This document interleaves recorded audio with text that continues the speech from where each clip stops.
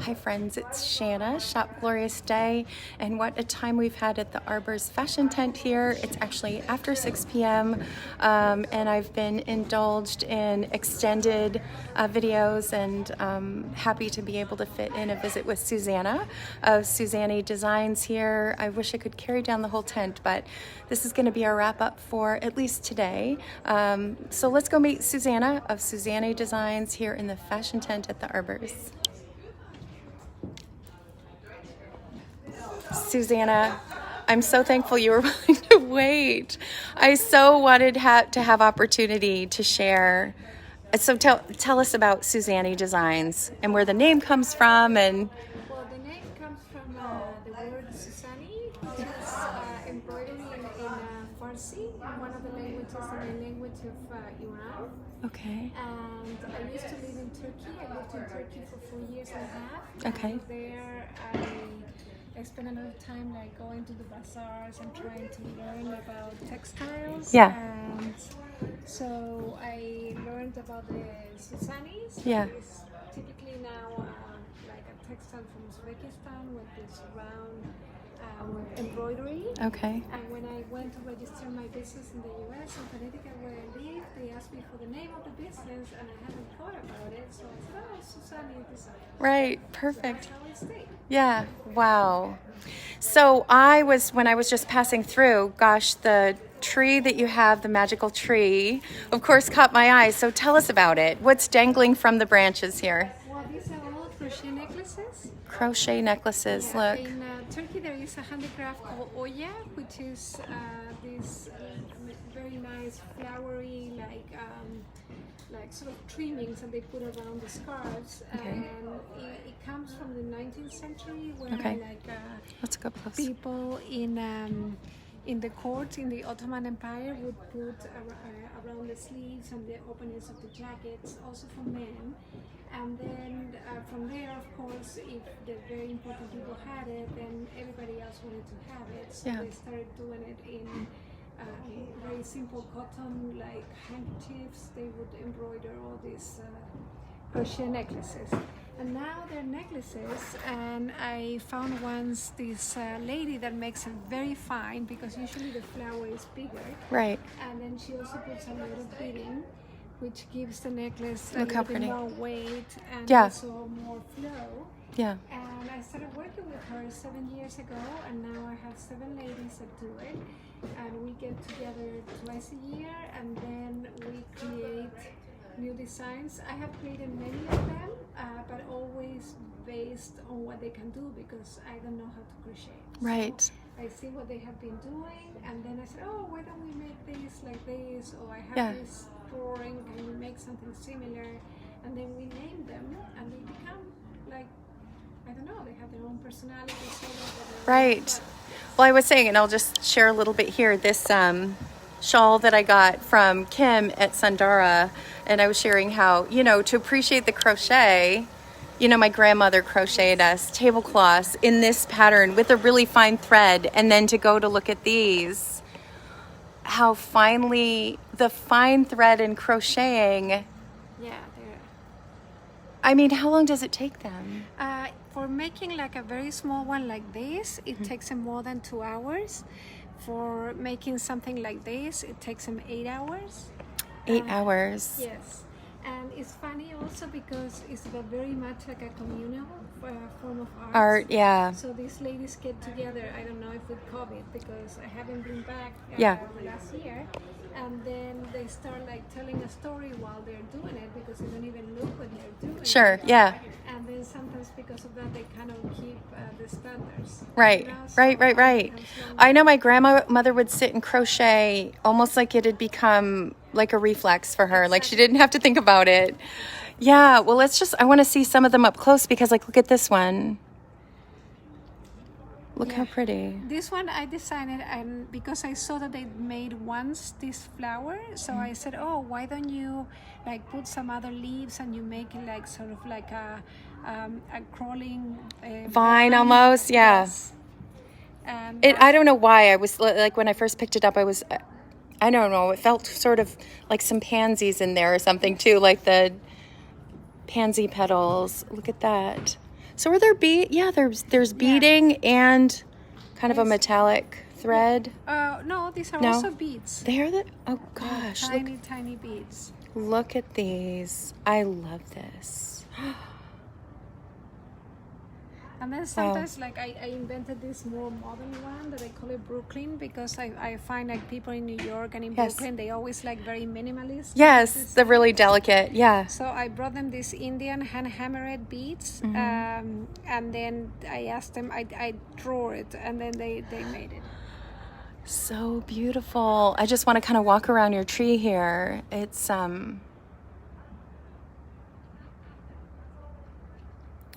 So do some of them actually sort of, so they're just draped, or no, some of them are sort of clasped or hooked shut, Yes. aren't they? Yeah. There's Oh, I always- see one here where Yeah, it's and this see if I the can see it. clasp also has a we go. story, because this is a typical kind of handicraft that they do in Central Asia. Oh. Like there is these Afghan necklaces that they are made with only those beads like this, which is like a little sponge that they embroider with all the crystal beads.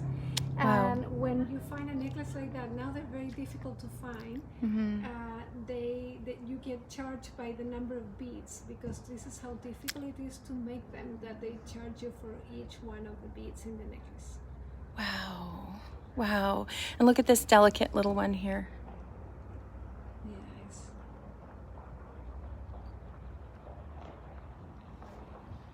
Now this is unique. Tell us about this piece. This is well, I'm Catholic, and I'm a practicing Catholic, and Yeah. I love the Virgin Mary. So this is just a very simple, not a very expensive medal. It's so pretty. But then I found this woman in Chile that makes this, also is crochet, but it's Yeah. rounded, and then she embroiders these little beads on top. So What size are the crochet needles? Like I remember my grandmother's crochet needles. How delicate must they be? yeah, they almost look like a sewing like needle. They don't look like Really? the normal concept of a crochet. Right. Crochet hook or whatever. Yes, Yeah. exactly. This is such a magical tree. And actually the way the light is coming in is proving perfect timing, even if we felt like there were Oh, delays. great. I want to see what's on the other side here. Look. Yeah, I love these. Maybe you can hold it forward yeah, so we can this- see. This one is a silver one. Look how pretty. Yeah, and this is called the Miraculous Medal. Yeah. So it's a Mary that has her hands extended to the Yeah. world, and to give all her graces. So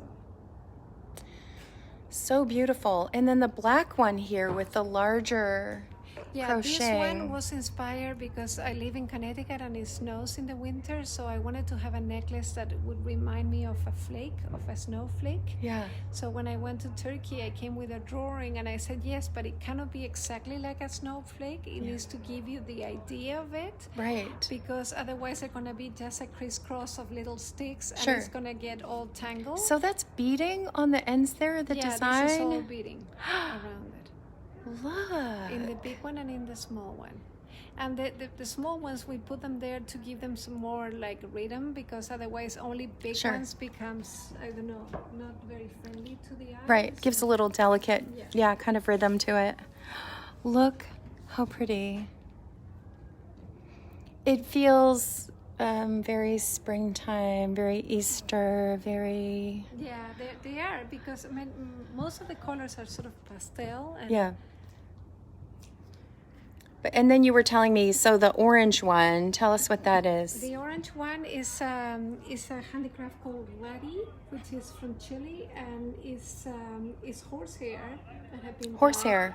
Yeah, and this is woven. So the warp, like the structure, is made with a natural fiber that is a vegetable, the white little thing that you see there. And then the person that makes this starts like weaving in between, back and forth, until it creates all these little circles. Oh my goodness. And these are also horsehairs. And how long does something like that take? Oh, I think it takes, I don't know. I mean, I never asked, but I think it takes between 8 or 10 hours to make Sure. the whole necklace. I mean, look at the delicate detail. And it's not a very common handicraft. It's only one little town in the whole country of Chile that does this. So it's not like very well spread or something. Now I'm seeing a different little treasure tucked in here. Maybe you can turn it around. Yeah, this is another artist from Peru. Okay. And what she does is like she paints like images, religious images on both sides of a shell. So if you see the mother of pearl there, it's because this is a seashell. And then she creates all these like silver enclosure and the hanging. So on this side is convex and on this side is oh my goodness, that's so beautiful. yeah, and it's very pretty. So And it's like the garden kind of crochet. Well, I hang them here. I mean, normally when I can go to Turkey, I have them made these little like turquoise or coral chains. In Peru, they put like silver chains, but I feel like it makes it too heavy. Yeah. So I think this is enough information. So I want to put something a little bit lighter on top. I love it. Gosh. And then you have a totally different collection hidden here under the tree. It's sort of like... This is another Turkish lady that I have worked for 7 years. And what she does is that she uses silk from the Silk Road. It's not a ribbon. And then she folds it over and cuts it in a way that it becomes round and starts sewing it. And then she embroiders all kinds of different elements. And they look amazing. Wow. And she's very, very creative and fast. So sometimes she makes things very pretty and sometimes she doesn't. So what I do is like I get together, she shows me a big bunch of things, and then I put names to the ones that I think I can continue to sell. Yeah. And she also has a particular thing that she doesn't believe in symmetry. Okay. Because she says that symmetry is... too contrived, sort of. Yeah, we exist if we were perfect human beings, but we are not. So we all have imbalances. So she always creates an imbalance in every piece she makes.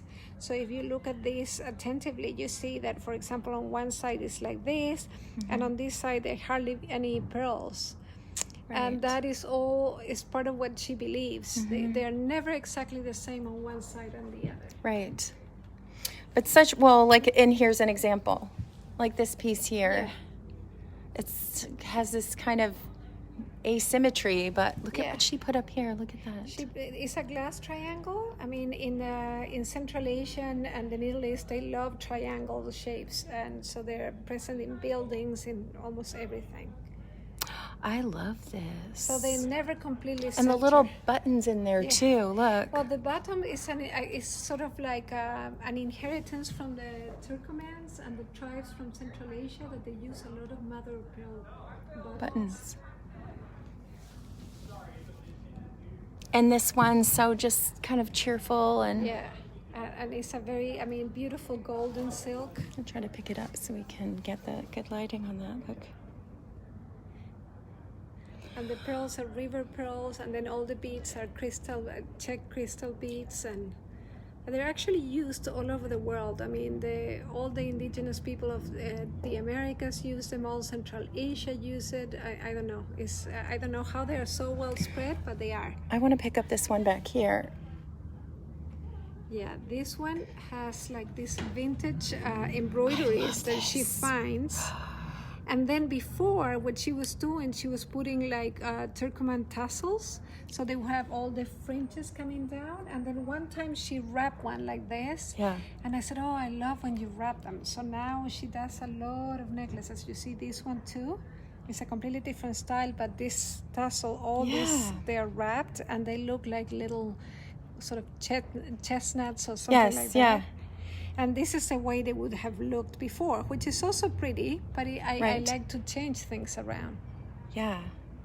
Just like even putting it on the angle here to see the fabric. And is that like cross-stitching in the fabric? Yes, it is. Look how pretty. Wow. Gosh, these are so beautiful. Okay, well, we have a whole tree here that we could, oh, but- actually, look what I found. Let's talk about the earrings. these. Yeah, the earrings are the same crochet ladies, and Mm-hmm. I told them to make earrings, but I don't like them with the hook like this. Yeah. I like them well finished. Yeah. So, So that's a stud back. Okay. Yeah. this is silver and it's gold plated, and then the earrings are crochet with the beading. They're so pretty. Yeah, they're nice.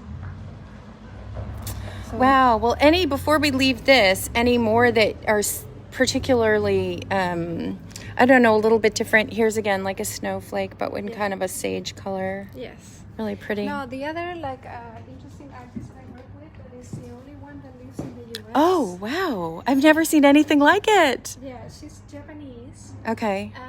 And funnily enough, I found her online, so I called her and I said that I wanted to see her.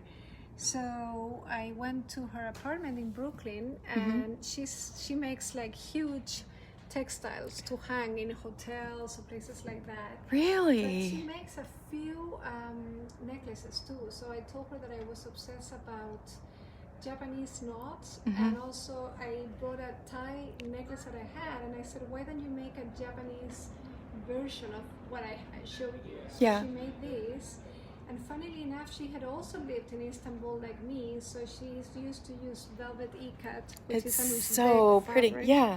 And this is vintage kimono. So it's a mix between the two things. And unfortunately for this show, I couldn't get any more, but normally I carry these brooches that she makes and all kinds of knots, necklaces. And Yeah. So, look.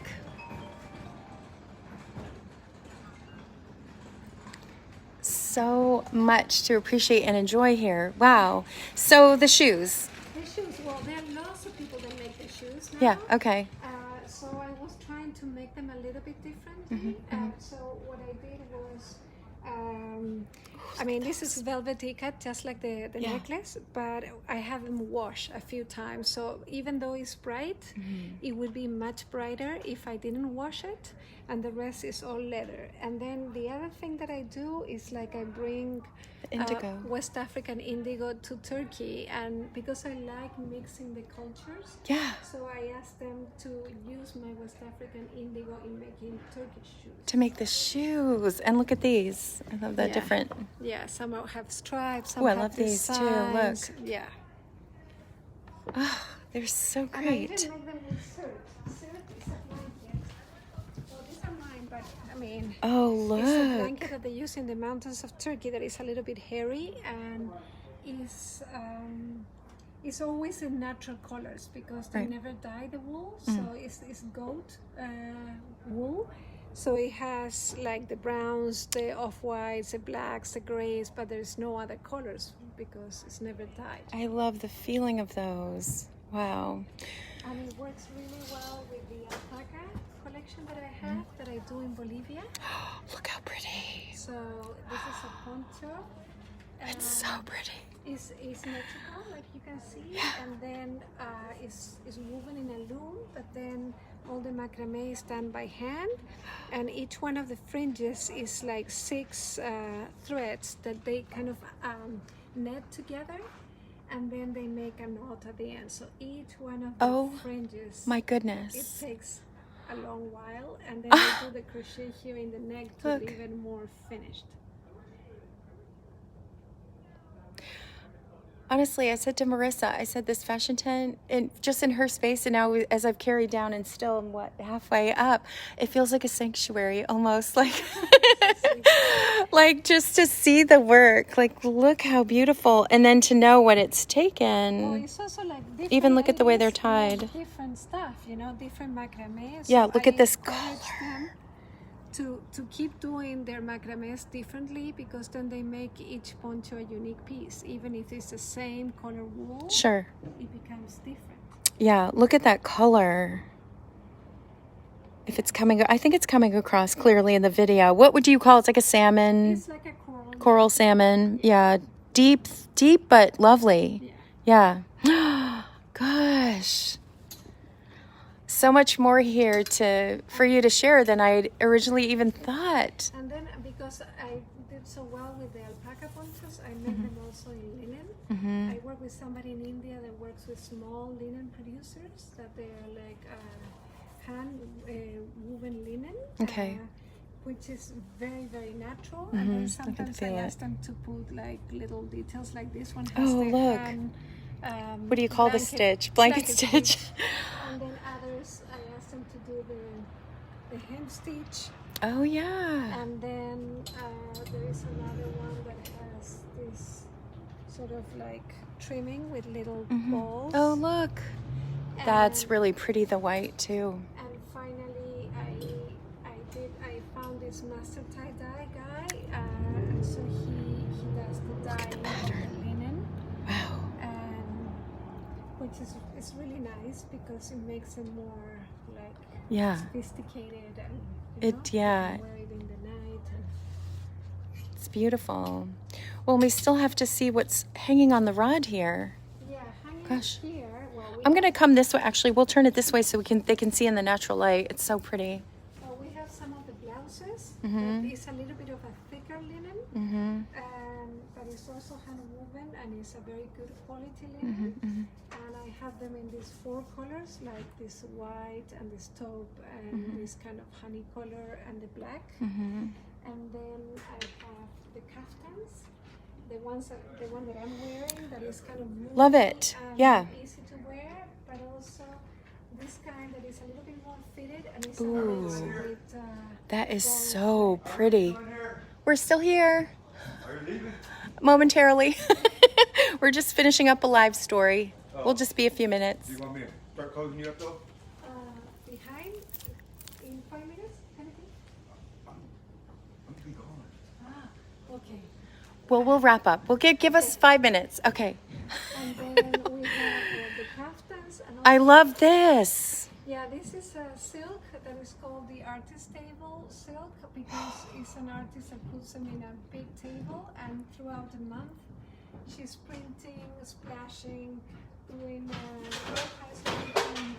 things and let it dry so at the end it becomes like a few yards. That's of gorgeous, this, and yeah. then, yeah, it's really nice. It looks so stunning. Like, And this is the same like artist that does the tie-dye. yeah. Tie-dye. Let me see. So that's okay.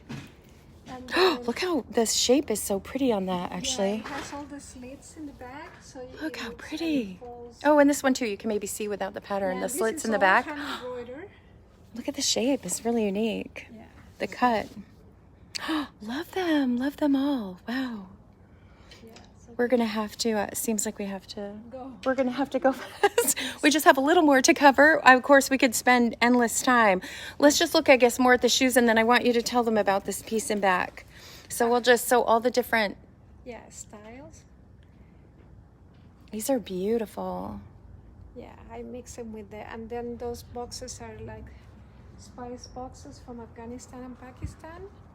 Wow. And then this, the I'm going to come back backdrop. behind you. Yeah, so tell us about this. This is made with these are the cats. These are all a bead. Each one of these is a bead from a necklace that was cut to be made into a bead, but it never got to be because they had more than the number of beads the necklace requires. So it looks like a scale, sort of like a fish scale. Each Yeah. one of those was meant to be a bead, a cloth bead. Yes. Oh my So goodness. the leftovers, these ladies put them in a box, and then one day they made a very small of these textiles, and I mean they were very unlucky because I saw it, and I said, oh, but I want you to make big ones with. So they made me wait like 4 years so that they would have enough beads, and then they did. So, Thank you. remarkable. Yeah, well, we're going to have to wrap up, but I want you to get in close at this. So each of these were scraps that were set aside. Yeah. And who put together the kind of tapestry that it is now? The same ladies that make the necklaces.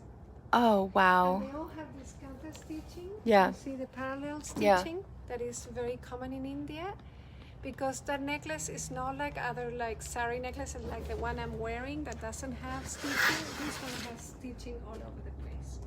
Wow.